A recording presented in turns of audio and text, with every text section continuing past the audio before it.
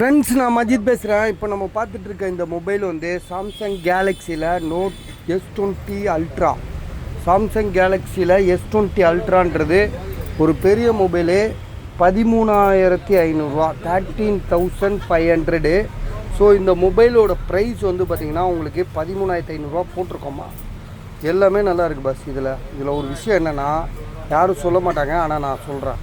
இதில் வந்து கோடு இருந்தது, இப்போ கோடு இல்லை. சரியா, கோடை டோட்டலாக எடுத்துட்டாங்க. இப்போ நம்ம ஒரு மொபைல் பார்த்தோம், இந்த மொபைல் நோட் 20 அல்ட்ரா பார்த்தோம்ல, இது வந்து S20 அல்ட்ரா.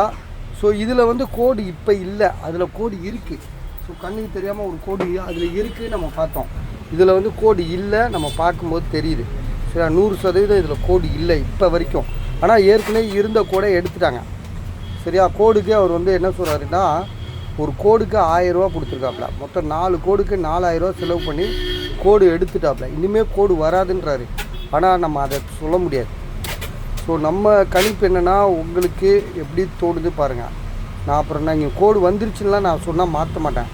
இப்போ கோடு இல்லை. சரியா, இதோட விலை வந்து பார்த்திங்கன்னா ஜிபி பார்த்துக்கிறேன். இதோட விலை வந்து 13,500. சரியா, 13,500. சாம்சங் கேலக்ஸியில் 5G mobile, S20 ultra 5G mobile.